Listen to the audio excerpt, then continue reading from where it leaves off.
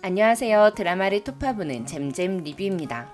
불륜과 혼외자, 살인사건까지 자극적인 소재를 다룬 막장 드라마가 될 수도 있었던 마이는 섬세한 연출과 배우들의 뛰어난 연기력을 바탕으로 나의 것은 무엇인가 하는 진지한 질문을 던졌습니다.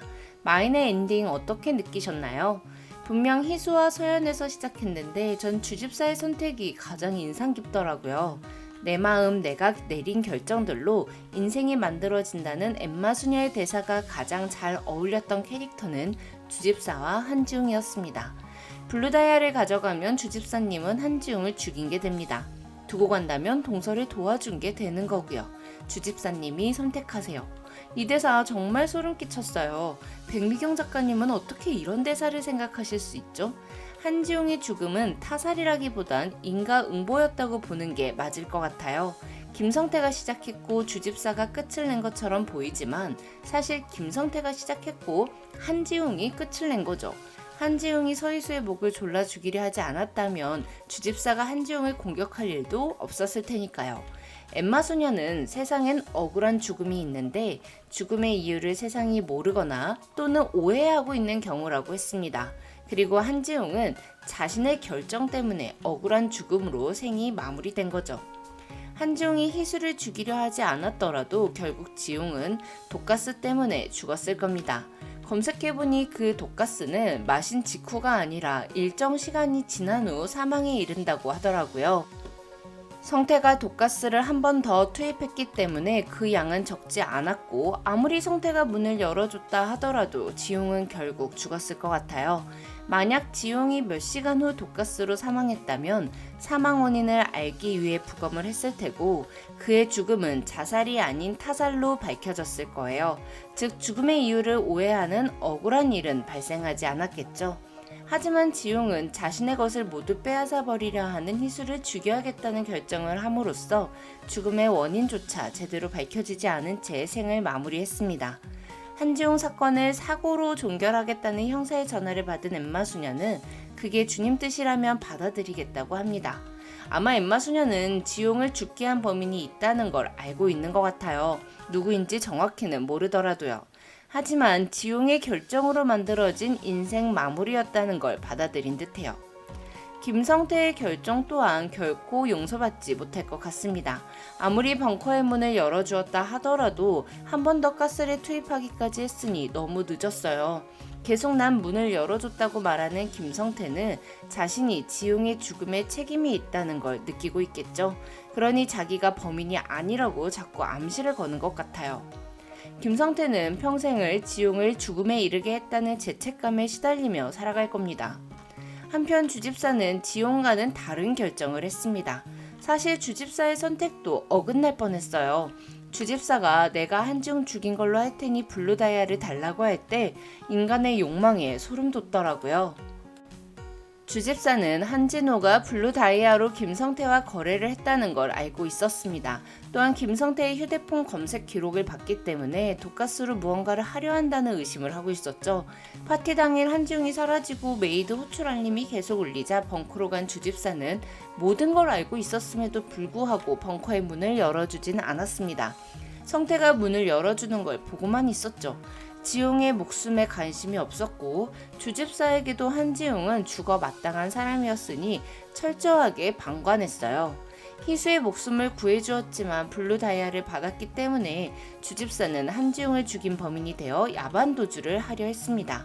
서연은 주집사에게 아침해를 보지 않고 이렇게 몰래 도망가야 하는 이유를 묻습니다. 이 대사가 참 멋지더라고요. 블루다이아와 함께 사라지려 했던 주집사의 결정은 앞으로 아침해를 떳떳하게 볼 수 없는 길을 가는 것이다 라는 걸 의미하니까요. 자신의 양심, 드라마 마인의 언어로 표현하면 불편하지만 지키려 했던 내 삶의 가치를 주집사는 버리려 했죠. 하지만 서연의 말대로 블루다이아를 원래 자리에 돌려놓고 희수를 살려준 사람으로 남기를 결정한 주집사는 마인을 지켜냈습니다. 한석철은 어쩌다 이게 주집사 손에 있는지 물었고 주집사는 길게 답하지 않고 어쩌다 있게 됐다고만 합니다. 한석철도 한지웅 사망의 진실을 어렴풋이 알고 있는 듯합니다. 하지만 지용이 새 사람이 될 가망이 없어 보였고 앞으로 더욱 악해질 것만 같았기에 그의 죽음의 진실을 묻어둔 거겠죠.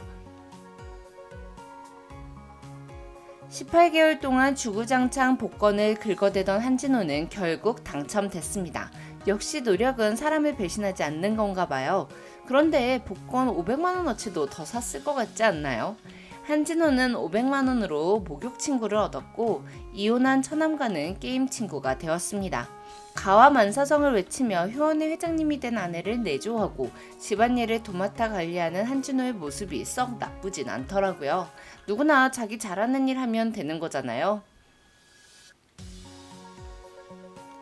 에르메스를 무료 나눔하다니요. 수녀님 지금 어디 계세요? 제가 당장 받으러 갈게요. 그런데 전 진짜 속물인가 봐요. 가방을 받은 수녀가 사진을 찍어 중고마켓에 올리는 장면을 보고 와 저걸 바로 돈으로 바꾸네 라는 생각이 들더라고요. 그런데 무료 나눔이라니 제가 진짜 썩었나 봐요. 엠마 수녀가 들고 다녔던 에르메스는 그냥 친한 언니 김미자가 20년 전에 줬던 거였습니다. 수녀가 에르메스 가방을 들고 다닌다는 사실 때문에 엠마 수녀가 너무너무 수상해 보였는데 그 역시도 저의 편견이었어요.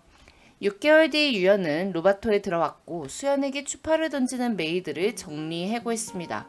아 진짜 수혁 유연 커플은 끝까지 공감하기가 참 어려워요. 마인 너무 재미있게 봤고 곧 출시될 대본집도 소장할 생각이에요. 그런데 마인에서 단 하나 아쉬운 점이 수혁 유연 커플입니다. 다른 3명에 비해 비중이 작아서 매력을 못 살린 건가 싶기도 하고 작가님이 유연 캐릭터에 너무 힘을 빼셨다는 생각이 들어요. 서연은 희수에게 나라는 한계를 넘어서 타인을 사랑하는 마음, 그래서 나를 더 사랑하는 마음을 배웠다고 했습니다. 이게 뭔 말인가 싶었는데 딱 서연에게 해당되는 말이더라고요. 서연은 동서를 돕겠다는 자신의 말을 지키기 위해서 더 강해져야 했습니다. 그리고 자신이 스스로 가두었던 벽장 안에서 나와 커밍아웃을 했죠. 효원의 회장 자리에 있는데 서연의 성 정체성은 아무 상관이 없어졌고 서연도 더 이상 숨기지 않게 되었습니다. 타인을 사랑하는 마음으로 나를 더 사랑하게 된 거죠. 지용을 용서할 순 없어도 내 자신을 위해 잊어버리겠다던 희수의 마인은 모든 것을 잃은 나조차도 사랑할 수 있는 나 자신이었어요. 내가 한없이 작아 보이고 형편없어 보여도 나는 날 사랑해줘야 한다는 말 너무 좋더라고요. 재벌가의 큰 며느리와 작은 며느리의 암투라는 뻔한 소재의 막장 드라마도 재미있지만 여성들의 연대라는 점이 특히 좋았던 드라마 마인. 지금까지 마인 리뷰를 봐주셔서 감사드립니다. 지금까지 드라마를 톱파보는 잼잼 리뷰였습니다.